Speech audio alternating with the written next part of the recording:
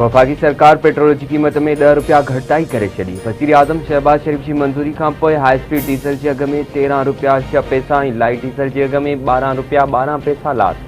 घासलेट 11 रुपया 15 पैसा सस्तो किया वियो। पेट्रोलियम शयुनि जूं नयूं क़ीमतूं अॼु राति खां ई लागू थी वयूं।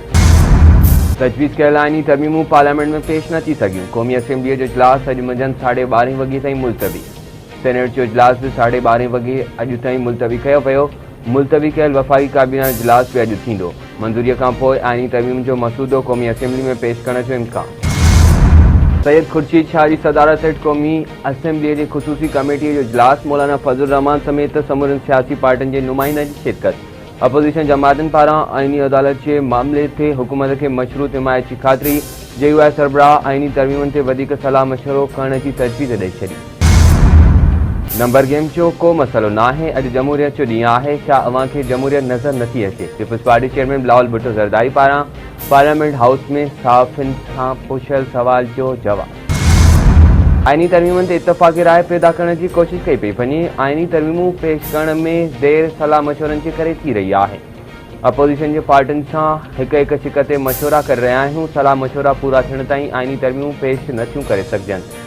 सूचनाउं वारे वफ़ाकी वज़ीर अता तारड़ची पार्लियामेंट ॿाहिरि मीडिया सां ॻाल्हि ॿोल संदो चवणु आहे त पार्लियामेंट सुप्रीम इदारो आहे। आइन में तरमीम करे सघिजे। तजवीज़ कयल आईनी तरमीमनि जा वधीक तफ़सील साम्हूं अची विया। आईनी तरमीम में 20 खां वधीक शिकूं शामिल। चीफ जस्टिस जे मुलाज़मत जे मुदे में वाद न कई वेंदी।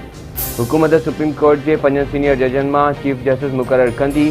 सुप्रीम कोर्ट ऐं हाई कोर्ट जे जजनि जी मुक़ररी जे लाइ जुडिशियल कमीशन ऐं पार्लियामानी कमेटीअ खे गॾायो वेंदो। हाई कोर्ट के जजन के ॿिनि सूबनि जे हाई कोर्ट में उमाणियो वेंदो। बाक़ी मेंबरनि जे वोट बाबति आर्टिकल 63 में तरमीम कई वेंदी।